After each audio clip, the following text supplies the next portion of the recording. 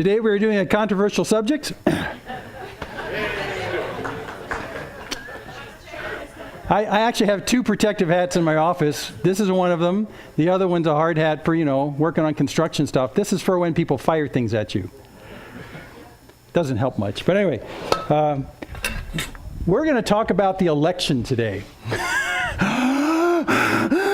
Start hyperventilating now. And by the way, just to give you a warning, I have been in trepidation about this for about a month as I've been preparing this, because this is delicate ground to be on. But without all that said, what I want us to do before we start, I want all the conservatives to go to this side of the room and all the liberals. No, we're not going to do that either. It has nothing to do with that split. I want to talk about a biblical approach to this, because this year you will be overtaken by so much junk. As we come up to November. And I don't want you to be disengaged. I want you to be engaged, but I want you to be engaged wisely. And so that's what we're going to look at today, is how to do that wisely and how to be lights in a very dark and rancorous place. So that's what I want to look at today. So I call this Shibboleths and Shinola. And if you're younger, you have no clue what Shinola is, and if you're not a Bible scholar, you have no clue what a Shibboleth is. So clearly, I put this on here to completely confuse you before we get into it. Did it work? Okay, we'll look at both of them in a second here, but Shibboleths and Shinola, that's biblical wisdom in a contentious election year. And just to give you a little warning too, I wanted to do this over 1 week, and it got to be so big, it went to 2 weeks, and I said, no, it's not worth 2 weeks. We have better things to study than this. So next week we're going to start Ruth, which is the best book of the Old Testament. Well, it's up there, okay? It's really great. It's a love story, and it'll take us enough weeks that by the time we finish it, we'll finish it on Valentine's week. So, we're only giving this 1 week today, this topic, but as a result, this is going to be a fire hose. There's a lot of stuff going, so I'm going to get out of the way and see if we can get through this and do some stuff. So, this is why we're doing it. Matthew 10, Jesus said, "Behold, I'm sending you out as sheep in the midst of wolves, so be wise as serpents, and innocent as doves." So what we're talking about here in this election year is how to be wise as serpents. I want you to be wise, because this is going to be a crazy place, getting crazier as the weeks go on. It's a lot like these kids doing karate. I want you to understand what the moves are that are aimed at you. I want you to know how to counter them, but I don't want you to be a puncher to punch other people out. I want this to be largely an intelligent, advised way of understanding how to walk in a biblical way through a time that is going to be all about combat, verbal combat, okay? So that's what we're looking at. Okay, Shibboleths and Shinola. Let's start with Shibboleths. What is a Shibboleth? Well, actually, it comes from the Bible. If you look back in Judges, about the time of when Israel, where there's internal fighting between the tribes, it was before the first king of Israel. It's the time of the judges, where everyone did what was right in their own eyes. And this is what happened in Judges 12. It says, they said to him, "Then say Shibboleth." And he said, "Sibboleth," for he could not pronounce it right. Then they seized him, slaughtered him at the fords of the Jordan. At that time, 42,000 of the Ephraimites fell. And that's it. That's the only reference in the Bible. So what is a Shibboleth? Well, during that time, it turned out that there was some internal warring in the tribes of Israel. Not external. I mean, this is after Joshua brought them in. There's internal warring. But the problem is, when you're fighting with another tribe, the other tribe looks just like you. And no one's wearing uniforms to tell who's in what tribe. So as part of this conflict went on, one side set up a roadblock basically at the Jordan River with the people coming back and forth. And to separate who was a good guy against who was a bad guy, they realized that the bad guys couldn't say Shibboleth. All they could say was Sibboleth. And so they used that as a way to distinguish who were the good guys and the bad guys. So if you cross the river and they'd say, like, what's the password? The password was Shibboleth, and if they said Sibboleth, off with their heads. So Shibboleth came to be understood as a single word way to be able to distinguish two different groups of people. That's what it is. Even to this day, Shibboleths are used in journalistic stuff. They talk about Shibboleths sometimes as an old way of distinguishing, but really it's a way of being able to distinguish two groups of people by using a word or a phrase. And so Shibboleth was the one back then that they used it for. So Shibboleth, according to Wikipedia, great source, this is a great summary. A Shibboleth is any custom or tradition Usually a choice of phrasing or even a single word that distinguishes one group of people from another. Now, why am I talking about this? Because in the political debates today, we use single word shibboleths to put people in groups. And this is wrong. Let me show you some examples. I wanted to do this first because this is a serious issue, and I wanted to make sure this is seared in your brain. We use words like these as shibboleths. You know, what do you think about immigration? And their answer will tell you which side to put them on. You won't even listen to the response. These are shibboleths that are used today. Issues like immigration, or the Me Too movement, or fossil fuels and climate change, or fake news, or abortion, or assault rifles, or dun-dun-dun, Trump. Now, we use these words, and we'll bring them up in conversations. And as soon as you get a phrase from the other person, I mean, not even finish the thing, you put them on one side or the other. And you automatically treat them like your worst stereotype of that side. They're an other. They're not a me, they're an other. And that is absolutely wrong. Now, the issues are important. Those are important issues. I'm not talking about that I don't want you to engage on the issues. I do, because there's a lot of good things to talk about on these issues. And there's a lot of space for disagreement and talking. But what I'm saying is wrong is to use those single words as a way to put people in a bucket and then dismiss them because they're an other. They're not me. That's absolutely wrong. And it happens in the Christian community. So we take all these people, we take their responses to these shibboleths, and we put them on the sides. Oh, that's kind of nice, actually. and it's even worse than this, because once you put them on that side, you characterize them by the worst face you can think of on that side. And so you tend to turn them into something that they are not, because they answered the shibboleth by saying sibboleth instead. You see the application? This is really bad, because what this is actually is verbal prejudice. It's 100% verbal prejudice. Now, I want you to talk about the issues. I'm just going to say that again. They're important. But when you take people and you push them off into the stereotype ends of the world, and you say, well, I can't talk to you because you're part of them. You're not part of us. Shame on you. Just don't do that. That's prejudice. Did you know prejudice is talked about in the Bible? Check this out. 1 Corinthians 4, Paul says, therefore, do not pronounce judgment before the time. That's prejudice.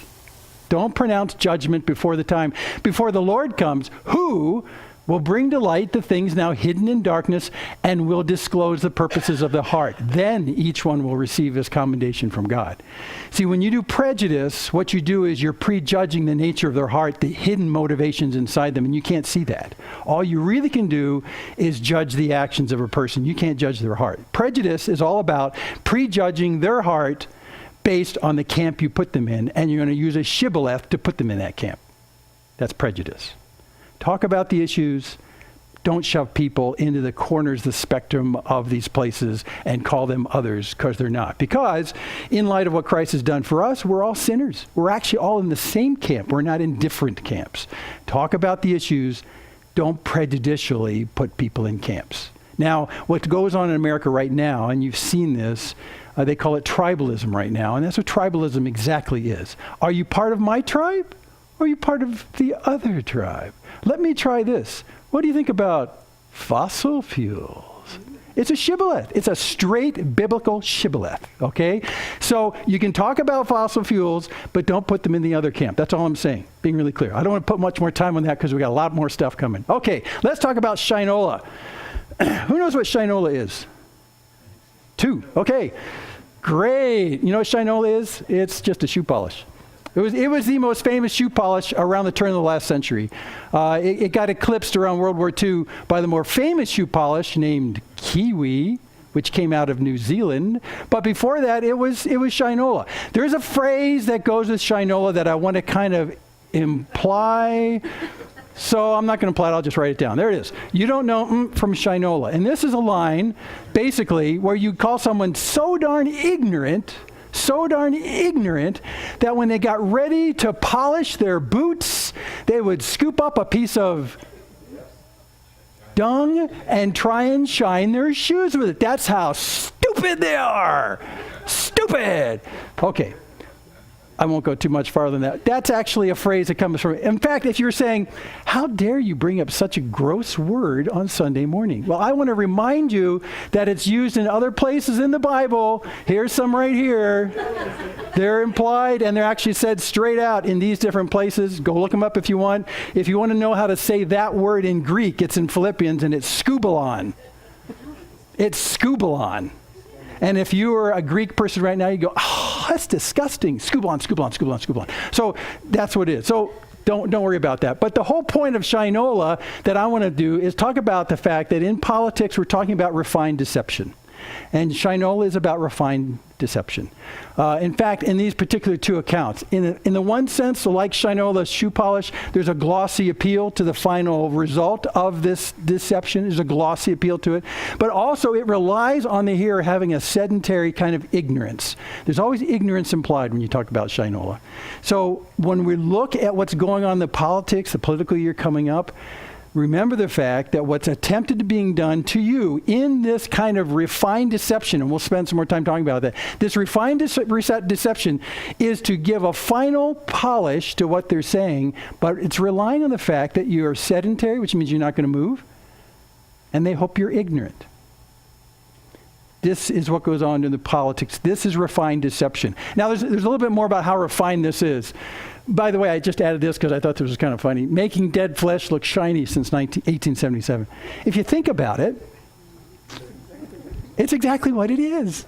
It's taking dead flesh and buffing it up to make it go, hey, it looks pretty good. And in a background sense, the Shinola I'm talking about in political refined deception is exactly that. It's something that takes something dead and fleshly, makes it look pretty good. Okay, so glossiness looks good.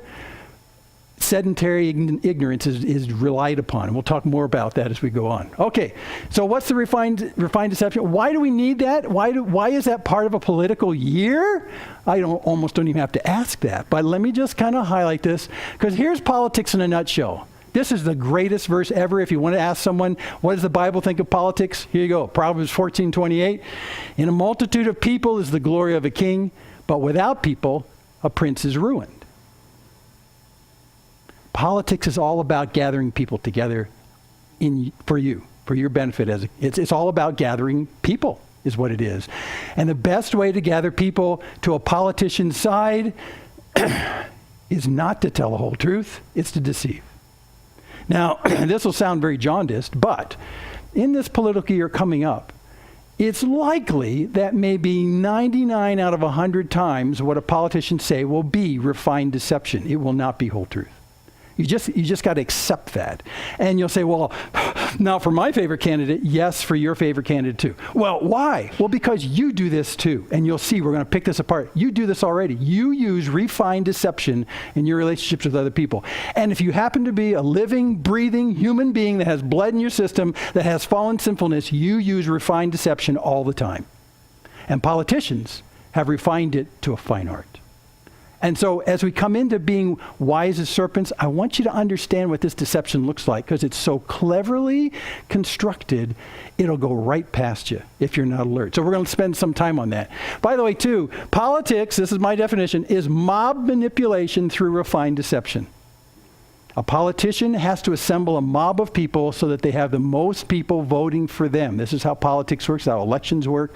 So it's really, I'm sorry if this sounds jaded, it's mob manipulation. They're trying to make their mob as big as possible. And they're trying to bring the mobs to be on their side. And again, it's not through whole truth telling.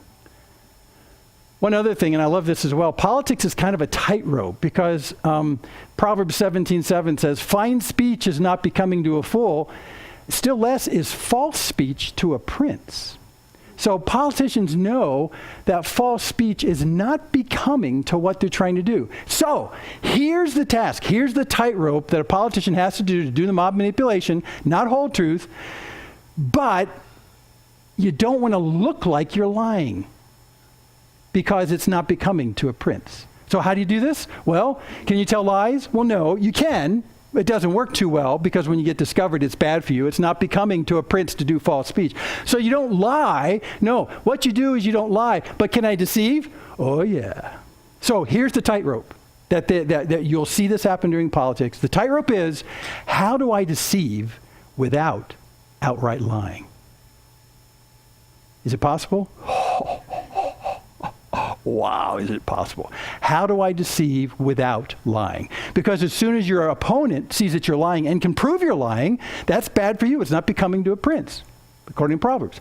So how do you deceive without lying? Because if you can deceive, that is manipulate the mob to come your direction without being caught with actually putting out false facts, then you can assemble enough people to vote you into office. So here's the tightrope. How to deceive without lying. Now, of course, you're saying, well, wait, I can give you 100 examples where politicians actually do lie. Yeah, they do. Because they understand that in misrepresenting the truth, there's great gain to their mob manipulation. In fact, great quote from Winston Churchill. I'll have a couple of non-biblical quotes, just, saying. But Churchill said, a lie gets halfway around the world before the truth has a chance to get its pants on. So politicians know that deceiving, even outright lies, have legs to them if you construct them exactly right. People will tell each other these things and it'll just go like wildfire. It turns out today the half-life of a lie, though, is much shorter than it was in Churchill's time because we have the internet.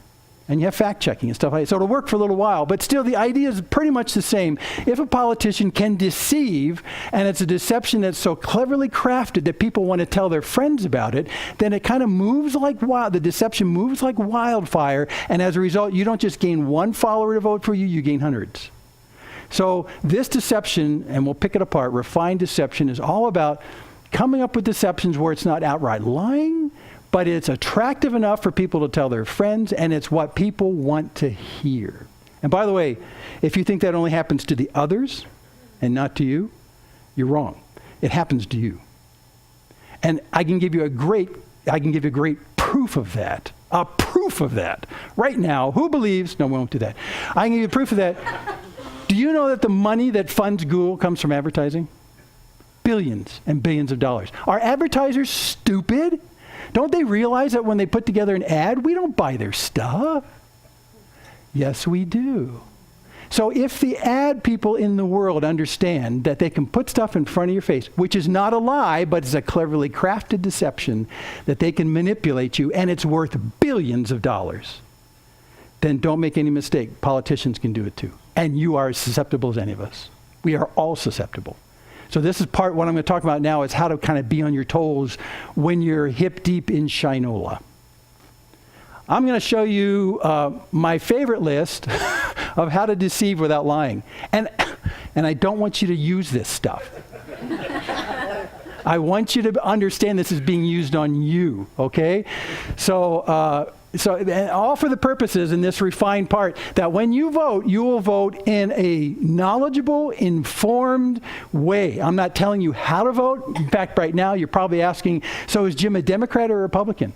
I'll tell you right now, I'm an independent. So I really have no established loyalties in this. I really am. I'm registered as an independent. So here's the idea. I don't care really which side you're voting on, but I want you to do whatever you do well-informed and understanding the Shinola level that you'll be sitting in for the next 9 months, okay? I want you to understand. I want you to be able to spot it. So now what we're going to do is try and spot how deception is refined. And here's the list. And we're going to go through these one at a time. I'm going to show you how you can deceive people and not lie to them. And I'll give you some examples. By the way, too, the examples that I'll give to you are examples that I just collected over the month of December. I just sat down, was reading stuff. Oh, there's one. Oh, there's one. Oh, there's one. And we'll just look at them. Hopefully, in outing these, you'll be on your toes. That's all I'm saying, because you are being manipulated to be part of somebody's mob. Well, if you're going to be affiliated with someone, at least be intelligent about it. That's all I'm saying. So here we go. Let's start with useful plausibility. I wish Madeline was here. She'd love this. She'd love this. So what's useful plausibility? Well, let me give you some examples. Useful plausibility is when someone says something like this. Jesus didn't die on the cross. He just swooned. He just swooned. He kind of went, and then in the coolness of the cave afterwards, I feel better now. Well, is that plausible? Well, sort of. And for someone who wants to be a critic of the resurrection story, they'll say, well, that's good enough for me. Well, no, that's just a plausibility. Did you bring any evidence? Useful plausibilities have no evidence behind them. They just put out, well, it could have been. And you go, good. That's what I need something to hang on to. I'll hang on to that. I'll hang on to that. Atheists to this day will hang on to this. Well, Jesus, he didn't really die because no one comes back from the dead. What he must have done is he must have just kind of blacked out. They thought he was dead. They put him in the tomb. He woke up, a little while later, and he felt just fine. And then he walked around and convinced everyone that he was actually resurrected from the dead when he just... No! There's no evidence for this. So useful plausibilities are when someone comes to you to talk about an issue and they won't actually give you any facts. They'll just tell you, well, it could be this. You go, oh. Well, no, that doesn't, no. If you're in a debate, useful plausibilities are laughed off the floor. It just doesn't work. How about another? Here's a good example. We hear this one. Polygamy was a compassionate approach to caring for the surplus of pioneer era women. We've heard that a lot because that's talked about in this culture. We hear it all the time. Well, that's actually plausible. That really is plausible. The idea was that pioneers came out from the Midwest when Brigham Young led the Mormons out here, and of course the men died off, and by the time they got to Salt Lake City, there were more women than men. So who's going to care for the surplus of women? Well, you just marry multiple. It's a very plausible kind of thing. However, there's no facts to it because when you check out the demographic records in Salt Lake City in the 1850s and 60s, the population between men and women is almost identical. It's 50-50. The last time we went in for a tour into the Lion House, which is Brigham Young's house downtown, there's always this pregnant elephant in the room. Oh, that's mixing metaphors. There's this elephant in the room. Wow, that's a bad picture now. So are they going to talk about polygamy when we do this tour of Brigham Young's house? And so we're sitting down before the tour starts on a bunch of benches in the Lion House, and the two sister missionaries come up, and this is exactly what they say. We know this is on your mind, so just to put it out of your mind, it was because there were more women than men. And I wanted to raise my hand and say, but there's no facts. In fact, the facts oppose that. But it's a great plausibility. So in a lot of argumentation that goes on in public, many people feel like all they have to do is present a plausible alternative, and that's all you got to do. When someone presents a plausible alternative, ask them for a fact that supports it. I mean, that's all you got to do. Let me get more political. This happened in the middle of December. That Russian President Vladimir Putin may have blackmail on President Donald Trump. That was actually said by Representative Norma Torres, a representative in Congress. Plausible? Maybe, because I'm sure that there's blackmailable stuff in Trump's past. I think almost everyone realizes that. Plausible? Yeah. Evidence? None. So just ask for evidence when people put plausibilities. Many times in debates, people think that a plausibility is all they need to do to deflect the issue. And this many times is what happens in politics, is all they have to do is promote a plausibility, and you'll say, well, that could be, and then they never have to present facts. Just present facts. So that's useful plausibility. People that I debate with on issues of religion and stuff like that almost always, first off, raise useful plausibilities, not facts. So I ask them, so you got any facts behind that? No? Okay. Let's go to the next one. Intended presumptions. I love this one. Oh, this is used a lot, intended presumptions. And I apologize ahead of time if I step on some toes, but let me just show you some examples because that's the best way to illustrate intended presumptions. For instance, there has been a picture of a crying child at the border that was, it actually won awards. A little child crying in the dark, mother being kind of patted down, searched, I think, by an ICE officer and stuff like that. And the outcry would always be, it's horrible that our immigration policies remove children from their parents. And you'd see that picture and your heart would break. The presumption in that picture is that that child is actually being removed from that parent. And later on, actually, it proved to not be true. She was not being removed. And in fact, some of the news outlets were approached about that. You need to come clean on that fact. And one news outlet actually said, okay, well, maybe she wasn't being taken from her mother, but it perfectly represents the syndrome. Okay, and I get that argument. However, the issue is, as soon as you put that picture up, they're hoping that you presume that this is a fact of evidence for the separation, when in fact, in that case, it was not at all. Now, there's other facts, but see, that's an intended presumption. You presume. They didn't say it. They knew you'd presume that. And so you're basically lying to yourself. Really well-constructed presumptions, intended presumptions do that. Let me give you another one. Here's one that's pretty rife. If we stop all CO2 emissions, then warming will stop entirely. That's a presumption that's built into that first thing. If we stop all our CO2, then warming will stop. And everyone jumps to that conclusion. However, there is not a reputable scientist who has ever said that. Ever said that. Will CO2 contribute to warming? Perhaps, and the syndrome is well known. If we do the incredible thing about stopping using fossil fuels altogether, will it stop the warming? Can anyone guarantee that? You look, no one's ever said that. So you have to be a little careful because they know when they say that, you will jump to the right side and presume that. It's not the case. You won't see that. There's other reasons to talk about CO2 and the influences and other factors, but come on now, by just saying that, the issue is if you do the incredible thing and you stop using fossil fuels, then we will stop the warming, and that is just not scientifically validated. It's not. By the way, there was I don't want to get into this, never mind. How about this one?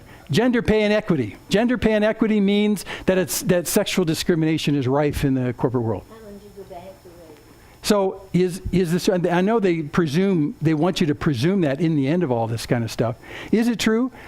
Every economist on the spectrum, from the right to the left, agrees that the large measure of the influence has nothing to do with sexual discrimination, has everything else to do with other factors. Don't trust me on that. Go look it up yourself if you like. I'll give you a place at the end this morning if you want to go research that.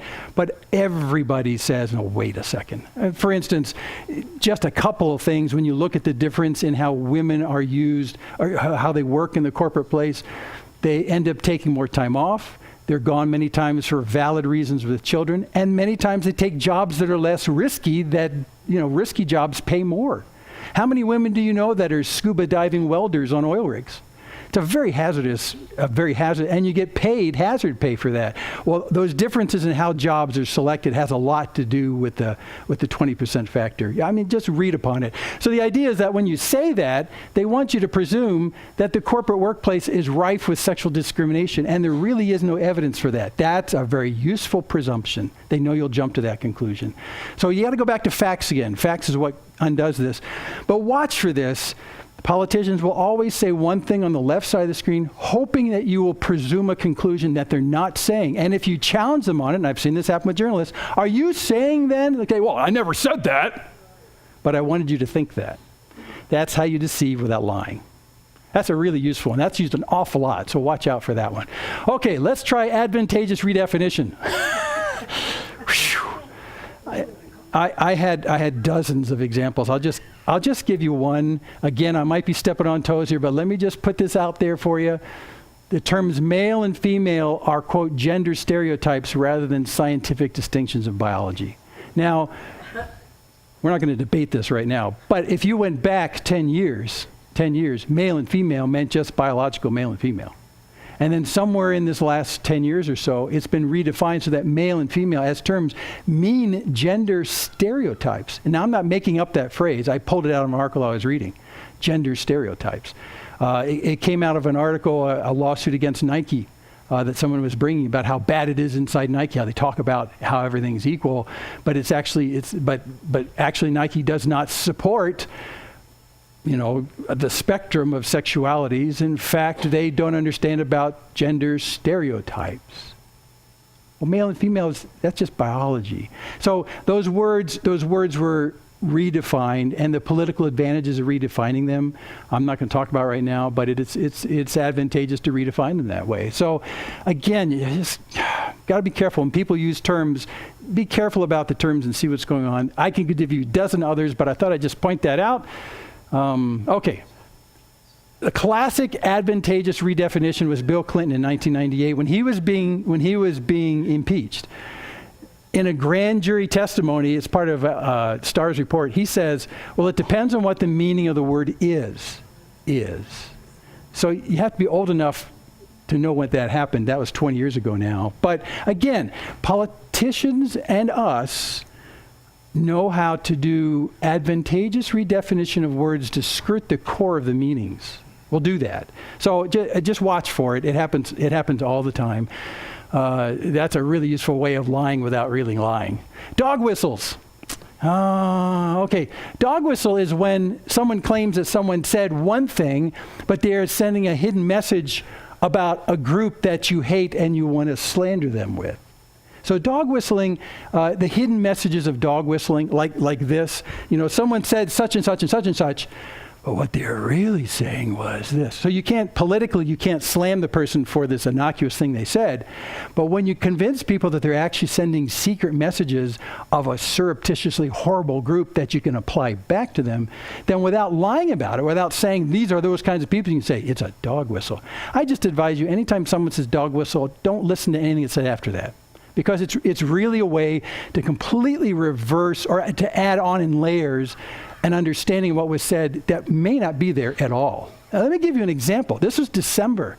Remember the Army-Navy game, and there was a picture of some of the cadets doing that OK sign? Remember that? You remember the outrage that caused? Because someone said, hey, that's a dog whistle to white supremacists. And so the white boys, cadets in the military, cadets, they're actually white supremacists because they used you see how you can kind of slander the other side? Did these cadets say anything about white supremacy? No. But so it turns out that the military had to go in and find out, is this really white supremacy signals? They went and investigated and said, no, it's not. In fact, if you've been following this particular thing in the media, there was a hoax that was perpetrated through a kind of a salacious side internet group called 4chan. Don't go there, it's full of junk. But they decided to perpetrate a hoax about a year ago to say, hey, let's tell people this means white supremacy. So when the president does it, he's sending signals to his white supremacist followers. They foisted this hoax. And it pretty much died by the summertime this last year. But then when the Army-Navy game came up, white supremacists. Yeah. Any white cadet that's in military school is a white supremacist. No. It's false. That's what dog whistling does. You impose on something which may not mean anything at all, a horrible, detracting meaning to kind of slur the person without them ever saying anything wrong. I mean, let me give you another example. This one just blew my mind. This happened near the end of December, near Christmas. Justice Neil Gorsuch, he was on the news. He was on a news show. And when he came on the news show, he said, Merry Christmas to the people on the news show. And people just went berserk. They went berserk. And they said, he's actually dog whistling to Republicans. Now, if you think I'm making this up, no. In fact, let me just show you what one, about just this very thing, not anything else that was in the interview, because I watched the interview, there's nothing in it, it's just like, there's nothing of content in the interview, it was just hi, blah, blah, blah, blah, blah, blah, blah, blah. But here's what one journalist said about that mention of Merry Christmas. If he's willing to go on Fox and throw a shout out to Republican narratives, what else is he willing to do? So Democrats don't say Merry Christmas? And it has nothing to do with the rest of the content of the interview. It was just the fact that Gorsuch had nerve to say Merry Christmas, thereby dog whistling and signaling he's really a Republican. Now, he may be, but who cares? But what I'm saying is that the whole idea of using dog whistling to attack an opponent, it's very common in politicians. They'll do this all the time. It happens on both sides, by the way. And it's probably one of the nastiest forms of deception, because what they're saying is, don't listen to what they say. Listen to what I think he's saying. And you can impose your own interpretation on it. That's why I say, whenever you hear someone say dog whistle, turn off for the next 30 seconds, because it's probably not. It's probably not. Okay. How about this one? Adjective pre-signaling. This is one of my favorites. And this is very useful, and it's demonstrated to be extraordinarily effective. Yeah, you're not making a list to do this, right? I want you to just be, okay. Adjective pre-signaling. In fact, here's a good example. Little white lie.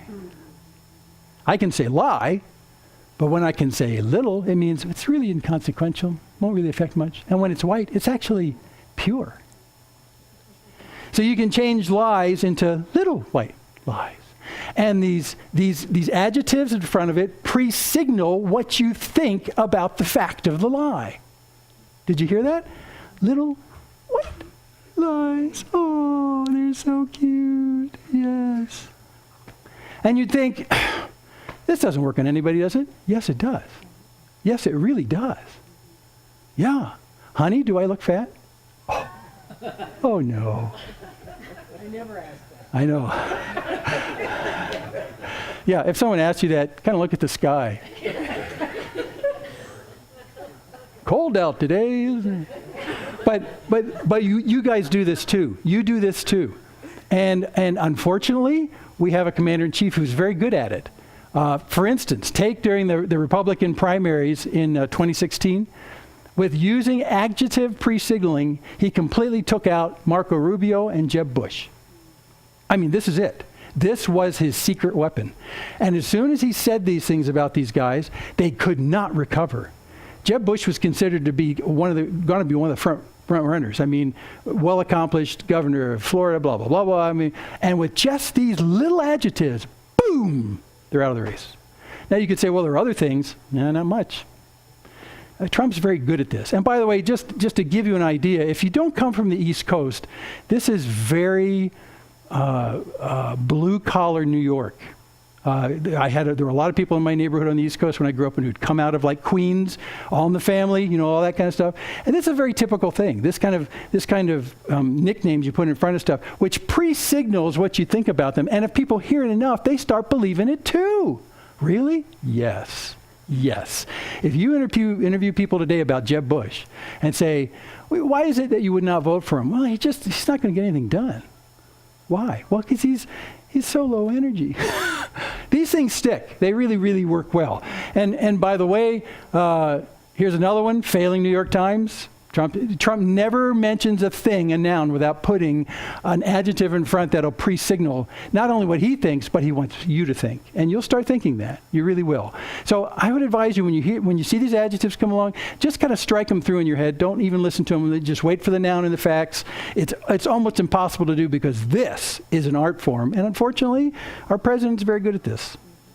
This is an art form. It's an art form that is refined in blue-collar New York. That's just culturally where it comes from, and I saw it 100 times growing up. I mean, it's just there. I had friends that had grown up in the southern parts of the East Coast, friends that had grown up in the northern part of the East Coast, like New York, and in the very north part of the East Coast. It's my friends who came from New York who did this as an art form. This is just part of culture. It's the way it works. Another one down here. So you'll see this in journalism all the time. There's a fact that they're trying to report, and it's not enough just to report the fact. You put things in front of it like very noble, blah, blah, blah, or this is the suspect, fact, or this is a corrupt or a very heroic. I mean, you'll see this put in there. It's not hard to figure out ideologically where the journalist is coming from. But when you see those adjectives, take them for what they are. They're just like pre-signaling what they think and what they want you to think. But if you hear these things enough, you will believe them. That's the danger of these things. When you hear them enough, you will believe them. To this very day, when I think of Jeb Bush, I think of low energy. It just works. If you say it enough, it works. So politicians use this as well. Just watch out for these adjective pre-signalings. You're very susceptible to them, and some people are very good at using them. Okay, let's move on. Headline compaction. Why bother to read the body of an article when you can just get the headline? And for politicians, they understand this effect works. And so what they really work at is coming up with witty clips of sayings. They and their staff work on this all the time. Basically a headline, a verbal headline. So when you get to an issue, you say the verbal headline, and people catch it and go, yeah. But they don't want to hear the rest of the story. And so politicians rely on headline compaction to mislead and to deceive without talking about the body of what's underneath that. So let me give you some actual, some stuff. This is the best example probably of a glossy appeal. You come up with a headline that really appeals, but they rely on the fact that in your sedentary nature, you're not going to research it and stay ignorant. They don't want you to read below the headline. This is when commentators talk about talking points for politicians, that's what this is. It's a condensed, highly refined, clever way of saying something to get you to believe a certain thing that if you looked underneath that and looked at the larger body of evidence, you might disagree with how their compaction worked. Here's a great example. Oh my gosh. This last August, remember that weekend? August 3rd and 4th, there was a mass killing in El Paso, Texas. 22 people dead at a Walmart. You remember that? And then that same weekend in Dayton, Ohio, there were 9 people that were killed. So it was tragic. And so the president needed to come up with some kind of statement about this. And I mean, everyone was just reeling. It's just a horrible, horrible thing in so many ways. A day or so after the second shooting, the president did come out with a statement. I heard the whole thing. I read the whole thing. It was really well done, I got to tell you. It was very well done. And so the New York Times, when they put their headline on, this is the headline they put on. They said, Trump urges unity versus racism. And as I saw that, I thought, yeah, I read the speech. That's really what he hit on. He spent almost the entire time talking about, because there were racist elements in both of these events. So he says, we need to come together in unity. He decried racism, said it's wrong. I mean, it was a huge speech, and that was 80% of the speech was about that topic right there. So I thought, well, that's not a misleading compaction. However, because it was somewhat complimentary to Trump, his political opponents went crazy. I'm not kidding, because it was slightly, I mean, it's what he said, but you can't let Trump off the hook, because the opponents, and this is how politics works, you got to show the worst side of your opponents. So let me just show you what one person wrote. Actually, this is a House representative. When they saw this headline, they said, let this front page serve as a reminder of how white supremacy is aided by and often relies upon the cowardice of mainstream institutions. That headline is what they're responding to, not the body of the article, that headline. And they saw that headline as being cowardice because they didn't call out Trump's racism. Instead, they reinforced the fact that Trump was against racism. They couldn't stand this. And this is not, I just brought out the most egregious quote. There are a lot like this. So when that edition of the New York Times came out, all this outcry came out. How can you make the president look like in a good light? Because after all, he's the racist. And you're going to put on your headline that he's against racism? See the conflict? So the political debate went on. It was a firestorm. I don't know if you followed this. It was a firestorm. So that when the second edition of the New York Times came out, they changed the headline. And with the same body in the article, they put this new headline on, and this is what they said. Assailing hate, but not guns. That Trump's speech was assailing hate, but not guns. And I thought, well, wait a second. I think I heard him talk about gun control in his speech. And he did. He spent a paragraph and a half talking about gun control, about the newly written, what do they call them, red line laws or red laws or something like that, where you can actually tell authorities, my cousin, he's a whack job, you need to take his guns away. And Trump said, this is a good thing. I mean, he talked about in this. So this is actually now they went from an accurate headline to an inaccurate headline because Trump talked about gun control in his speech. That was not the majority of the speech. The majority of the speech was about unity and a decry of racism. However, this points out, because most of the outcry against that first headline was from politicians, nobody else. They realize the power of headlines when people won't look below the headline is very persuasive. Talking points, when there's nothing in the body of the talking point, is very persuasive. And politicians hire staff to do nothing but work on persuasive headlines, talking points, knowing that you'll gravitate to some and never ask any qualifying questions after that. And by the way, very few journalists do either these days. So just beware about this. Look below the headline. And in fact, when you look at the larger article, the New York Times, the body of the article was actually quite fair. It was the headline that was misleading, because they knew no one would read the body of the article. Okay, let's get off that. One of my favorite commentators on politics is H.L. Mencken. He was a journalist in my home state of Maryland. He's from Baltimore, and an irascible, whack job, crazy man, but he understood politics really well. And he said in this particular thing, for every complex problem, there's an answer that's clear, simple, and wrong. And headline compaction relies on simplifying the circumstance to such a degree that it's clear, it's understandable, but it's probably wrong. So whenever you see that kind of simplification, go into the larger body, be diligent, look below that. That's why I say this is a great example of sedentary ignorance, because people won't read below the headlines, but you will, right? Okay, tactical omissions, you know this happens all the time. Leave something out. It's not the whole truth, but what you tell is the truth.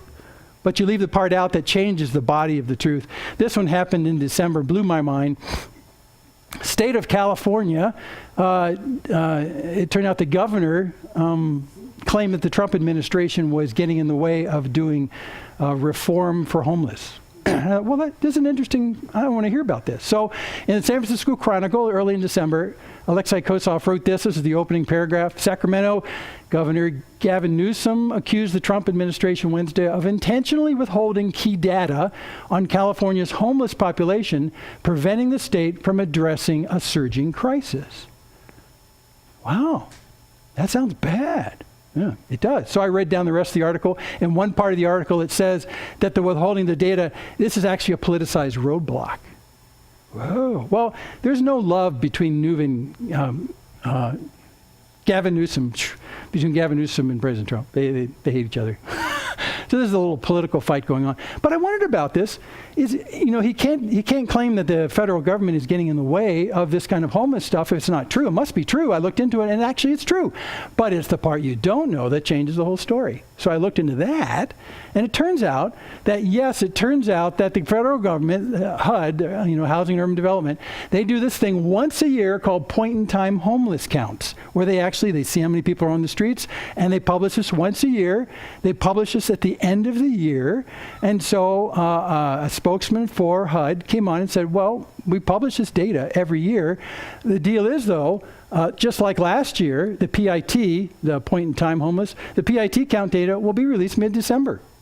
So I asked myself, when did they release the PIT data in 2018? December 17th.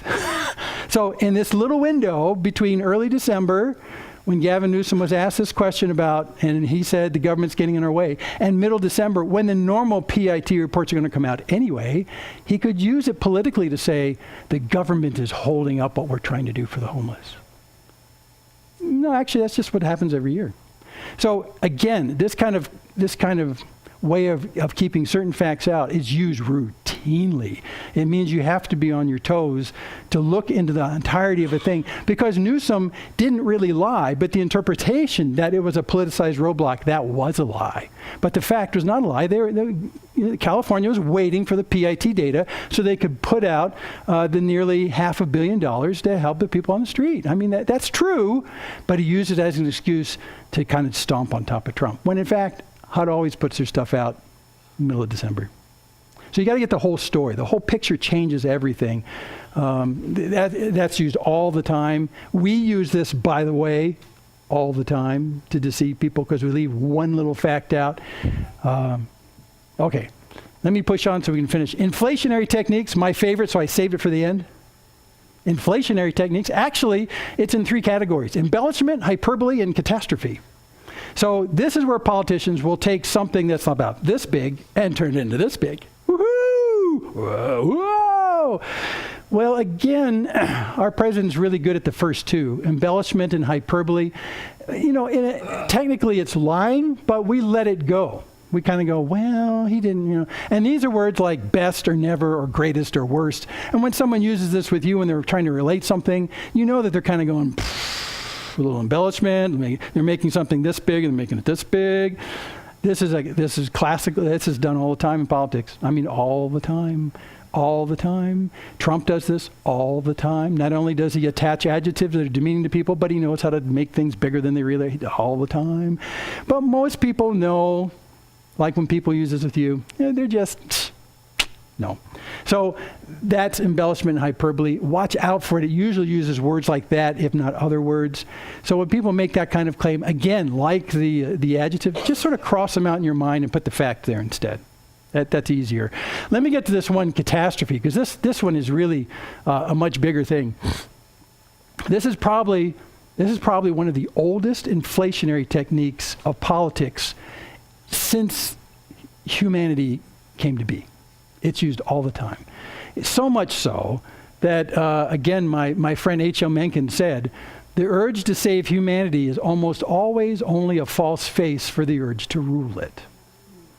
So the idea is, if you can make a case as a politician that they need to be saved from something, then they'll give you their vote and you can go about save them. However, you're probably not going to save them because it's to your advantage to inflate the danger. This is catastrophe. I'm going to turn what this is and turn it into a catastrophe. And doesn't that disturb you? Well, vote for me and I'll fix it. This has been used in every presidential election since the beginning of our country and probably worldwide. I mean, this is huge. That's why Mencken says this exactly, because this is used all the time. I'll give you another quote. This is from James Madison, the father of our Constitution. In 1787, he was one of the largest authors of this. He even mentioned this, in the beginning of our country. He said, "It's natural for men who wish to hasten the adoption of a measure to tell us, now is the crisis. Now is the critical moment." By the way, that's called a tipping point. "Now is the critical moment which must be seized or all will be lost. And to shut the door against free inquiry whenever conscious the thing presented has defects in it, which time and investigation will probably discover. This has been the custom of tyrants and their dependents in all ages." This one's big. This one's big. Paint an issue as a catastrophe, threaten the people who are being threatened by it, and tell them that you can fix it, you and you alone can fix it. By the way, if there are no problems to solve, politicians have nothing to run on. So the temptation to inflate dangers into a catastrophe level is just gigantic. And I started making a list of catastrophes that I've heard since I've been a kid that never were catastrophes, but they're used politically. I'm going, yeah, this is pretty common, and I see the motivation to want to do things like this. I see the motivation. Back to Mencken, he says, civilization, in fact, grows more and more maudlin and hysterical. Especially under democracy, it tends to degenerate into a mere combat of crazes. The whole aim of political politics is to keep the populace alarmed and hence clamorous to be led to safety by menacing it with an endless series of hobgoblins, most of them imaginary. By the way, most kings and prime ministers that led their people into war did this by turning the opponent into the catastrophic threat, when maybe they weren't to start with. Maybe there's tensions. But if you can get people to prove that you need to send your sons into war because this is an existential threat. By the way, if you ever hear in the political debate someone use that phrase, turn off for a second. Existential threat. This is a threat to our existence. It's used all the time. It's so much so you see tongue twisters where journalists can't say it right. I mean, it's used all the time. This is an existential threat. When you hear that, be skeptical. So all I can say on this particular line is this. Always be skeptical of politicians promoting catastrophes. I mean, always. It doesn't mean that catastrophes may not be real. I'm not saying that. I'm not saying go to sleep and don't worry about the dangers that threaten you. What I'm saying is when a politician is promoting a particular thing as a catastrophe, you need to be very skeptical. Because this is the oldest ploy used in politics since the beginning of mankind. Oldest. How do you defend against it? Well, you got to do research. You can't be sedentary in your ignorance. You got to look into it. That's the only way you can do it. And I would just suggest, if you don't want to do that, then hold off skeptically whatever's being said and say it may not be a catastrophe. Okay, so I'm just saying that. You can probably come up with half a dozen things like this in the political discourse right now. Just be skeptical. You need to do some research. That's all I'm saying. It's the oldest known. This is a big one. Okay, we need to quit. Shibboleth and Shinola. However, let's do some stuff about how to rise above the fray. That was all how to be not to be deceived. Let's go forward with a little biblical wisdom. Psalm 146 says, "Put not your trust in princes, in a son of man, in whom there is no salvation." Hey, when his breath departs, he returns to the earth, and on that very day, his plans perish. I love this verse. So don't put inordinate trust in particular men or women who are running in politicians. Because you know what? On the day they die, their plans go in the grave with them. I mean, their impact is really quite minimal in that particular sense. If you're going to put your trust in someone, don't put in a trust in a man who's going to die and their plans go in the grave with them. Put your trust not in princes, but where? Psalm 40. Blessed is the man who makes the Lord his trust. So you got to be careful not to switch this around. Don't put your trust in men.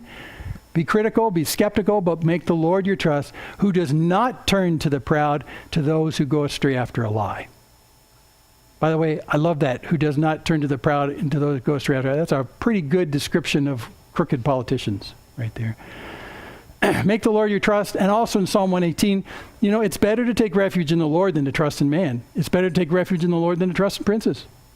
So guard your heart against putting inordinate trust in candidates and people who sell you a line. There are good and bad candidates, and I'm not going to endorse any of them. But you just need to understand that in the kingdom of God, our trust is in God, and it's not in the politicians. But you do need to be engaged from a justice perspective when injustices happen in the culture. But just be careful not to invest all of your hope and all your trust in a person. That's really dangerous. It's really dangerous, and you will be disappointed. Okay, so one last question. Here come the elections. I got one last question for you. Don't answer me this, but think about it. How will you react when your side loses?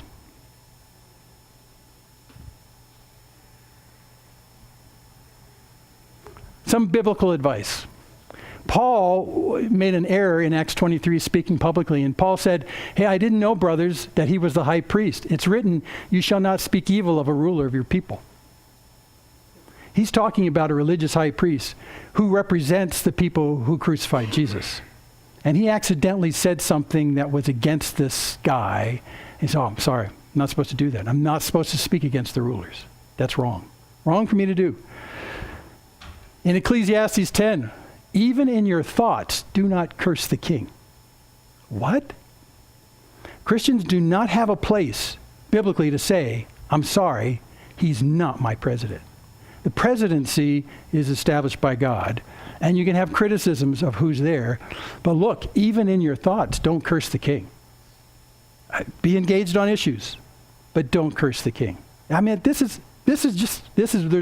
had to get rid of half my slides on this because it's all through the Bible.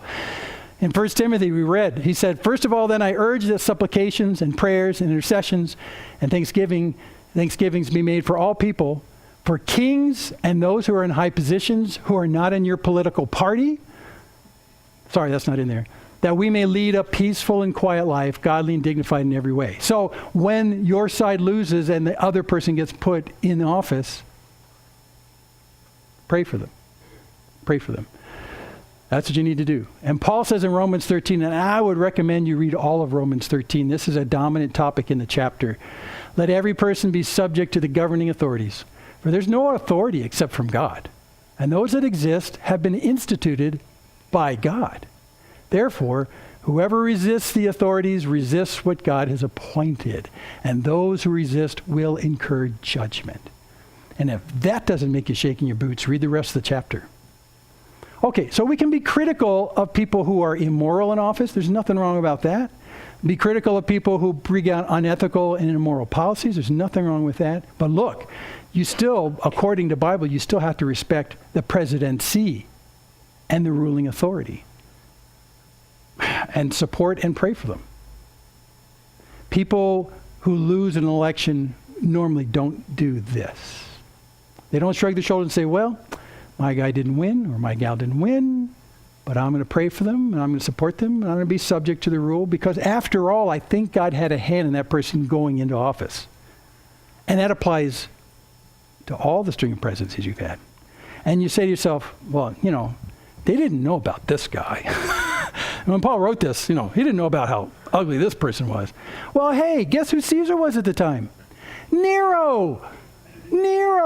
So Paul is saying you need to respect the office of kings and leaders like that. You're not endorsing their immorality, but you got to understand that this kind of governmental structure God has put together for order, for your good. You need to respect the office at least. Be critical of policies. Be critical of the morality issues. I mean, you can do all that stuff, but you still have to respect the office. That's really important. This is probably one of the hardest things for most Christians to do, is to do both those things at the same time. To be respectful of the office while still being critical for moral reasons. That's okay. That's okay. But you need to figure out how to do those at the same time. Okay, I think I'm done. What's next, Jim? I forget. Okay, just a quick summary. So be wary, deception is rife. Don't place your trust in government. Think things out for yourself. Oh, please think things out for yourself. Don't be sedentary. Avoid quarrels. Be gentle. Show courtesy to all. Be a skeptic of simple solution and apocalypses. Read outside of your bubble, by the way. Get outside of what you normally like to read. Judge candidates by their fruit. I didn't talk about this much, but you need to judge candidates more by what they do rather than what they say, because what they say is refined deception. So by what they do. By the way, that's why Jesus says we'll be judged by what we do rather than what we say, because we can say anything. But it's what you do that really reflects who you are. Respect the winner. Don't speak evil of them. Even in your head. He's in Ecclesiastes, don't even in your head. And pray for the winner. Pray for the winner. That's just a few of the things. That's the discipline you need. Thanks for not firing at me. By the way, if you're saying to yourself right now, I wish I had a better way to research things, there's some websites online that are helpful. One I just discovered in the last year, which I think is really remarkable. If you want to read more about stuff, is this one. It's called justfacts.com.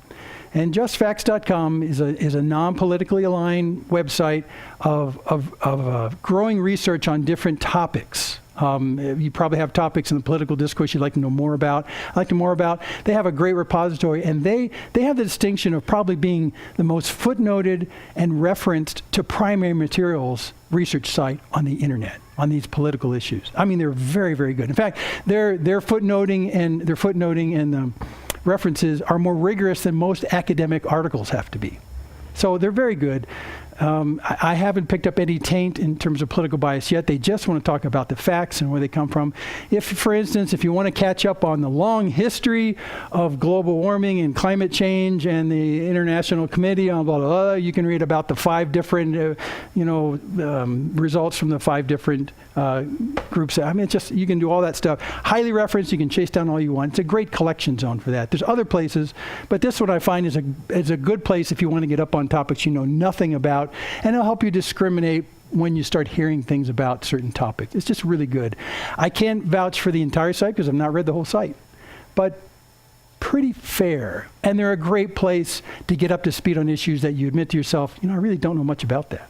So they're very good for that. So just saying, if you want to be not sedentary and ignorant, that's not a bad place to start. There are other places too.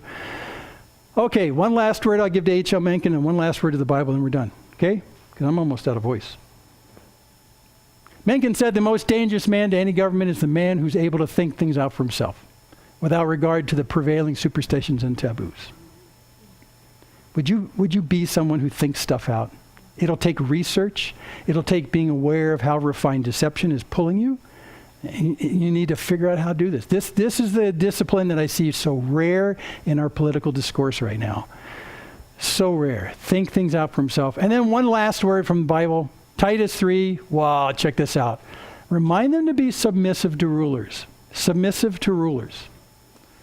and authorities, to be obedient, to be ready for every good work, to speak evil of no one, including the guy who gets in office that you didn't endorse, to avoid quarreling, to be gentle, to show perfect courtesy toward all people. If there's one verse you got to remember from now until the beginning of November, remember this verse. Okay? Be as diligent as you want to, researching topics and issues, to be engaged. Be engaged for good things and not bad things. I mean, really, there's great stuff. We need to be salt in this culture, but you need to be informed salt. But you need to do it by not quarreling, by being gentle, by showing perfect courtesy to everybody. But be enlightened about the issues. And be aware of the fact that 98% of the dialogue that you will hear from now until then is refined deception meant to fool you without lying to you. And by the way, we are all subject to that deception. Every single one of us. Every single one of us. Okay? I had 2 more weeks to talk about, but I'm going to stop right there. And I'm going to trust that the Holy Spirit will work through you during this election year and that you will be a light for who the real king is, Jesus, that you'll be a light for understanding what moral issues are and ethical issues from a biblical definition, that you'll be an influence in a reasoned and kind way to people who are looking for an answer to the problems they live in the midst of. You've got the answers not the politicians. But don't be taken in. And that's all I'm going to say about the election year. Next week, Ruth is the best story of I'm going to cry telling you about it. You'll see when we get there. I reference Ruth all the time, but I've never taught on it. It is just a great, refreshing delight. I've said this before, but in the past, when I've been embroiled in days or weeks of ugly conflict with people or misunderstandings, or it's just a nasty, dark, icky time, and God's brought me in the middle of some of those things, I say to myself at the end of the day, I need a cleanser. And you know what my cleanser is? I read Ruth. I go, yes. Yes. So anyway, I hope that's your reaction too. We're going to go to our potluck in a minute. Don't talk about politics. Talk about the loving kindness of our God, who when you were in your death, when you were dead in your sins and trespasses, he died for you. Wow. That makes us citizens of his kingdom. And for that, we put our trust in him starting then and forever. Amen. God, help us as we go into the election. Father in heaven, we thank you for your great loving kindness you show to us. We thank you that, that you put us in a place like this. But Lord, we understand there's a responsibility on us from you to be lights in a very dark place. And there's a lot of darkness and this rancor that's going on in these political discussions right now. A lot of rancor. Lord, we want to be lights in the middle of that. But we're sort of untrained on how to do that. We're, like Jesus said in that first passage, we feel like sheep being put in front of wolves. I mean, it's crazy out there. And yet, Lord, I know that you want to speak through us about the greater truth, about not trusting in princes, but trusting in the King of Kings and the Lord of Lords, the one who's brought us into his kingdom through his own blood, through his own death. We want to be those kind of lights. We want to be moderating people in the midst of very angry, outraged people. And Lord, we want to be able to reflect hope in you in the middle of this culture that's grasping for hope in the wrong places. So use us, we pray, for justice in the lives of people. Use us, we pray, for kindness and love in the lives of people. Use us in ways that, frankly, are beyond our ability to do. We rely on your Spirit within us, that lives within us, to speak your truth and to be a moderating factor, to be an attractive factor to the King of Kings and the Lord of Lords. And we thank you for putting us in this place, in this time. Use us for redemptive purposes, we pray in Jesus' name. Amen.